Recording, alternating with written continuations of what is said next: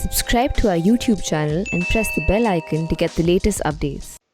I have with me today Dr. Mukesh Aghi, President and CEO of the US India Strategic Partnership Forum. He's going to talk to us regarding the incoming Biden administration and the US India relation. Welcome to the print, Dr. Aghi, and thank you so much for for you to talk to the print. Sure. So let me begin. My first question to you will be, how do you see the incoming administration, which is there in everyone's mind, and how do you think that is going to take this relationship forward, which many say is now sort of poised on the strategic, the kind of strategic relationship and the strategic gains that have been made under the Trump era. How do you see that happening? And rest, definitely, I'll ask you questions on the business. Absolutely. I think you have to understand the relationship between India and US is not tied to a single administration. It's a much broader relationship. It's geopolitical, it's people to people, it's economic, it's cultural. And I think it's important as we look at the incoming Biden administration as to how will that shift. The operating style of Trump administration was very transactional, whereas Biden was much more structured, predictable, and multilateral. When I say multilateral, it'll be focused on issues definitely on China. It'll focus on energy, environment. So you will see a much more deeper, broader engagement within the Biden administration as we move forward. But one thing which is common between Trump administration and Biden, that China will play a pivotal role driving the relationship between India and US to be much, much closer. Mm-hmm. Well, that's an interesting thing for you to say. I mean, China will play a pivotal role when it comes to having the relationship between India and US. How do you see that? Is it because India walked out of the RCEP, or you're saying from a whole new different perspective? Well, I think the two factors which are playing. One is China basically has decided it wants to be a global power. And it also has all along mentioned, I would say quietly, that India can never be an equal partner. It will never see India as an equal footing. It will always look down as a peripheral state. And its role on Ladakh region, the way it has reached out and tried to engulf the territory of India, sends a very strong message. Now, from a US perspective, you have to understand that China has challenged US dominance in the region. And basically, it has said to US that we are a Asia-Pacific power, and this is not your domain. So you can see what's happening in South China Sea, what's happening with Vietnam, see what's happening with the Japanese islands, that there's a growing confrontation taking place. And this, one thing I have to say among the Republicans and also Democrat, one thing which is very common is that China is seen as a growing threat. And if it's a threat to the US and is seen as a threat to India, then I think both countries can collaborate, cooperate, and manage that threat itself. Mm-hmm. So when you talk about collaboration, the usual thing that comes in anyone's mind, and especially in the investor's mind, is about the taxation system in this country, the ease of doing business and other things. Now, to particularly come to taxation issues, you've recently seen what has happened with the retro tax cases, the disputes that India had with Vodafone, and as far as Kane Energy is also concerned. Do you think, although this government has stated that there will be no retrospective taxation, do you think, from the American businesses' point of view, the threat perception still remains? And what is it that they would definitely need to look at India as an alternate, the platform that can sort of substitute for China? Well, I think every company looks for predictable environment, be it on policy side, be it on taxation side, be it on labor law or any other area. Predictability is of essence if you are going to invite foreign investors. Now, in the specific case of Vodafone and Kane Energy, our recommendation and my recommendation would be is something from the past. Find a solution to it. and move forward. In the case of Kane Energy, if you feel, or in Vodafone also, you may not want to say, hey, we'll write you a check of $1 billion or $2 billion. Work out, so whatever the arbitration court has decided, that big chunk of that is reinvested in India to create jobs, R&D, so the money is not going out of the exchequer, out of the country itself. So I think there's enough maturity on both sides to find a solution to move forward. Now, in regards to moving supply chain out of China into India, every boardroom discussion I've had in the US is people are saying, what is my China plus one strategy? Companies will not leave China. The US companies will not leave China, but they will not also start manufacturing from China for the rest of the world. They will look for alternative sites. So what we are seeing is balkanization of global order in manufacturing. And India has a potential to become a big, big hub for that manufacturing. And we are seeing a trend happening. You look in the case of Apple. Apple 3 years ago didn't manufacture any phones. And today, last year, it exported 3.2 million smart 11 phones from India to the rest of the world. And today, its manufacturing has gone up from 200,000 phones per month to 400,000. We're seeing the similar story. But I think we can accelerate the process into India by looking at some of the predictable environment.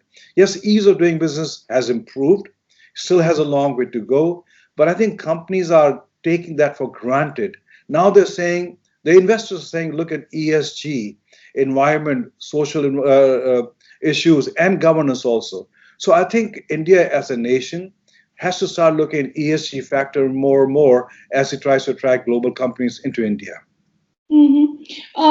Also, with the incoming Biden administration, a lot is being talked about how it is going to be different from the Trump era. Now, we've seen under President Trump, as far as India is concerned, it's been more transactional. There's been talk about tariff. There's been talk about even of a free trade agreement. There's been talk about, Indian steel and aluminum tariffs came under, the exports came under tariffs. So do you think the Biden administration is going to be a little different? And also with the new USTR coming in, we've seen how USTR, the present USTR lighthouses, focus on India was little less. Will that be more under Ms. Catherine Tai? Well, I think the Biden administration would look at India much more geopolitically and as an ally. And it will not be as transactional as the Trump administration has been. That means that it will be much more conciliatory towards working out a trade deal. But I also want to say, don't expect a trade deal in the first 12 months of Biden administration, because the focus is going to be on China.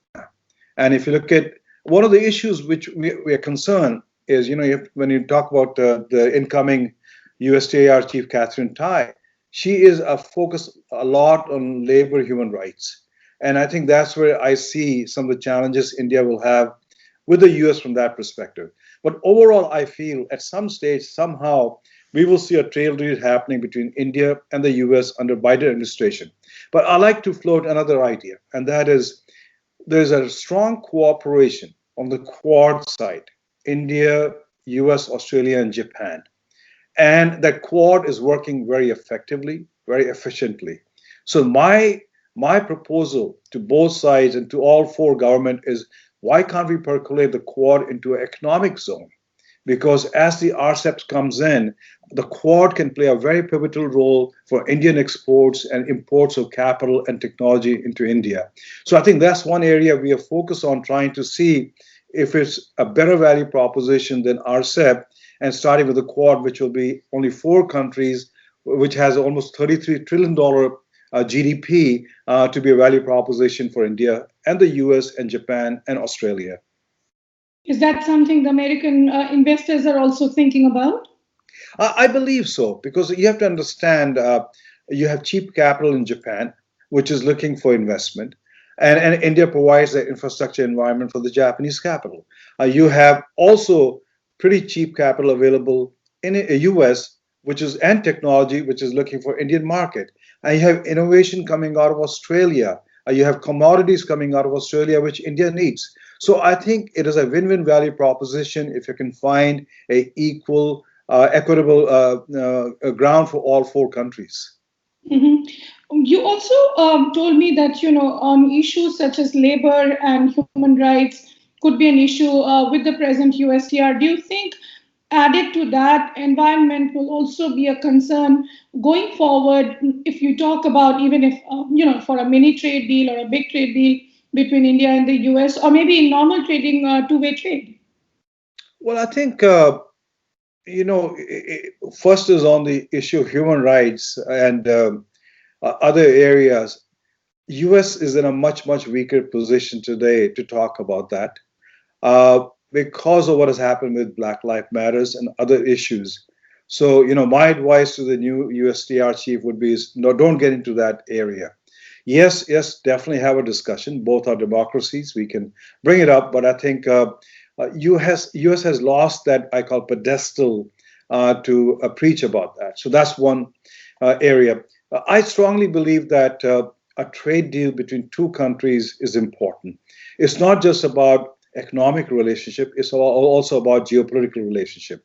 And so from that perspective, when you're moving so strongly on the area of defense cooperation, you can also work together and move strongly in the area of economic cooperation. So and U.S. companies will be keen to have some kind of a predictable environment, and trade deal will provide that. Mm-hmm. Dr. Hay, if I can also ask you, how are the American investors looking at this present farmers' protest that is going on?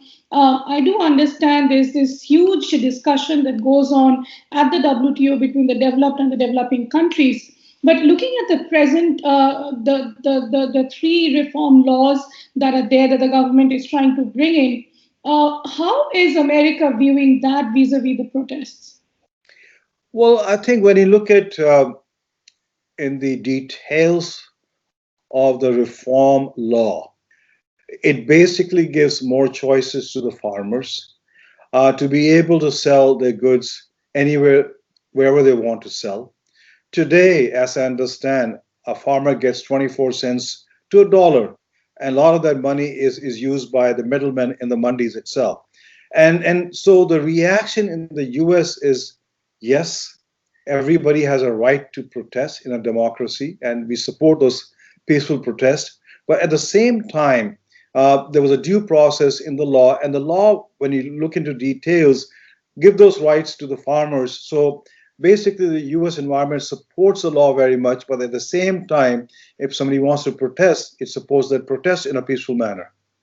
Okay, but under those laws, do you think, why am I asking it, is because American investors, especially in the agriculture sector, there's this huge demand of getting more access into the Indian agricultural market for American produce. Now, is that going to be also easy under the new laws? I don't think so, because the new law does not talk about providing access to multinational. The new law basically provides a openness to a farmer, which doesn't have to go to a local mandi to sell their goods. They can sell their goods to anywhere.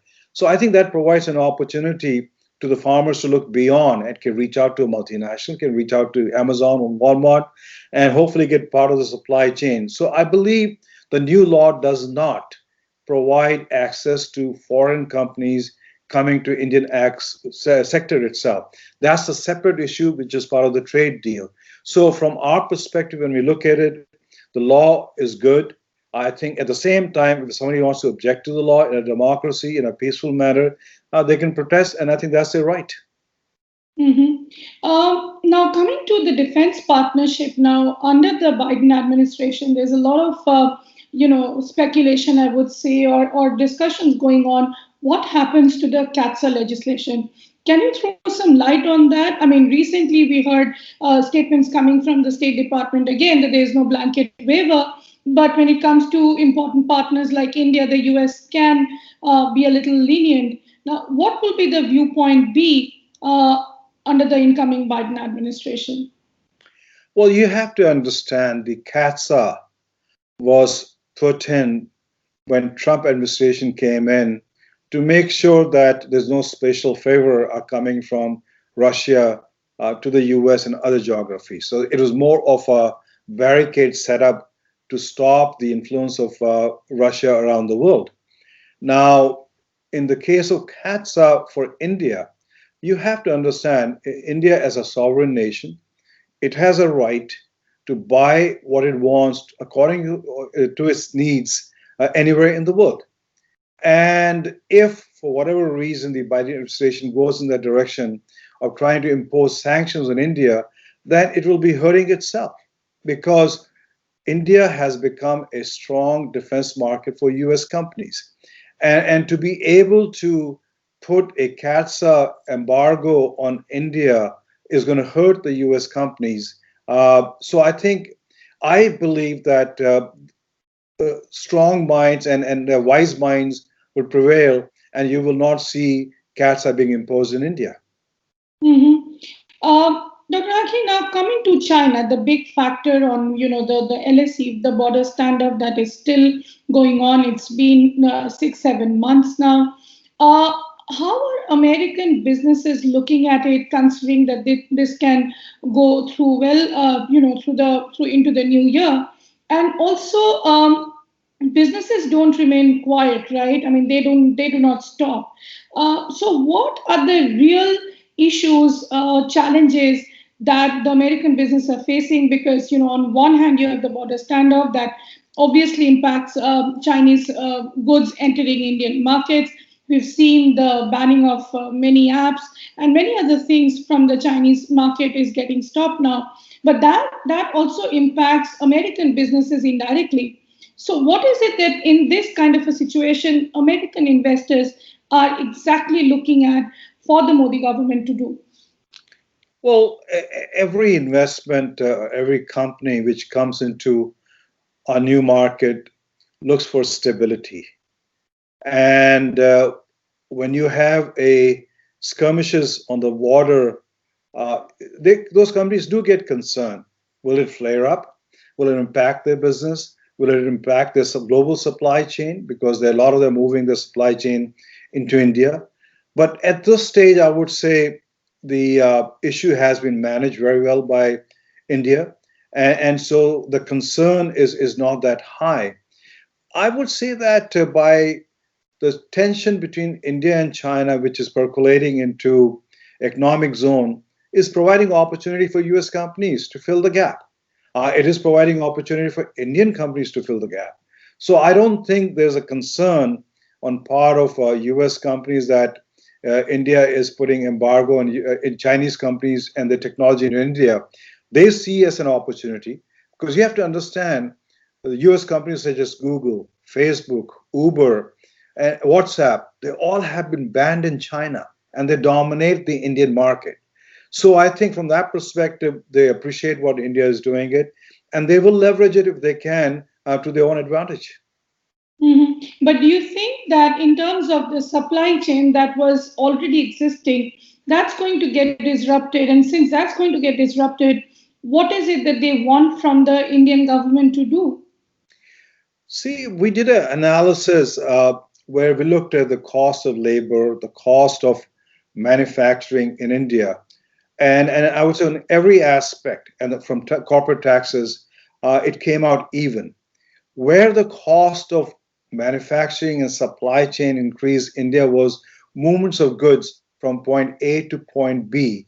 And if the point B is outside India, the whole custom process was cumbersome, slow. And if your capital is caught up in 2-3 days, 4 days into customs, then that's loss of opportunity for those companies. So I think if there's one area where we would recommend government of India to look at is a efficient movement of goods between the borders, especially for companies which are products which are part of global supply chain, so they're able to compete efficiently and move efficiently also. Mm-hmm. Dr. Aki, my last question to you will be, now that the finance budget is coming up, we are just 2 months away from it. What is it that you're expecting out of it? What do you think finance minister should be doing to make it easier for the US-India corridor to sort of be more smoother? Obviously, you have a finance minister who's trying to balance the budget at the same time revive the economy, revive the demand side, revive the supply side, and it's a balancing act. I think one area, if you ask me, where the finance minister can look at is how do you attract a large number of capital into India, especially institutional capital. And I strongly believe that if we can somehow get the US insurance companies to come in as a majority owner, majority management, majority board control itself, that will attract billions of dollars into India. So that's one area I think we should look at seriously, and that is what we need to do to bring in substantial amount of institutional capital into India itself. Now, Raghi, thank you so much for talking to The Print. You please take care. Thank you very much. Please stay safe and have a good day. Bye-bye.